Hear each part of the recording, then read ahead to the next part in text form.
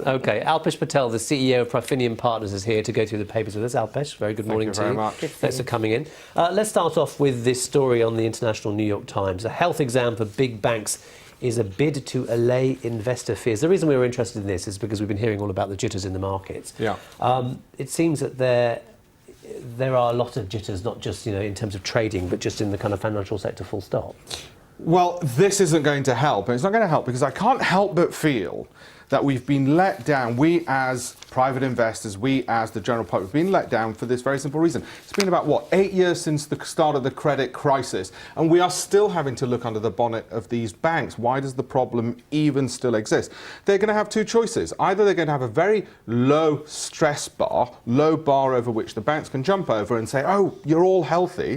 That'll allay fears, but it's not going to be very credible. Or they're going to have a realistic bar to clear up the mess that they haven't cleared up over the last 8 years and say, actually, there's a lot of unhealthy banks, which will give us an excuse to take even more profits from the markets and see them fall further, but it'll actually reveal the reality that the ECB and the European regulators have not been doing enough for the last 8 years because they just don't want to point at the problem, which still exists.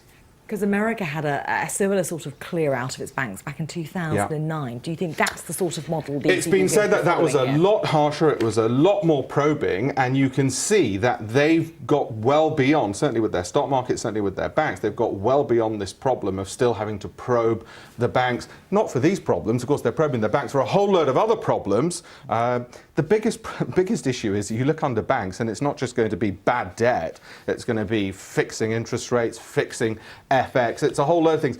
If we don't want to have jitters, don't look under the bonnet.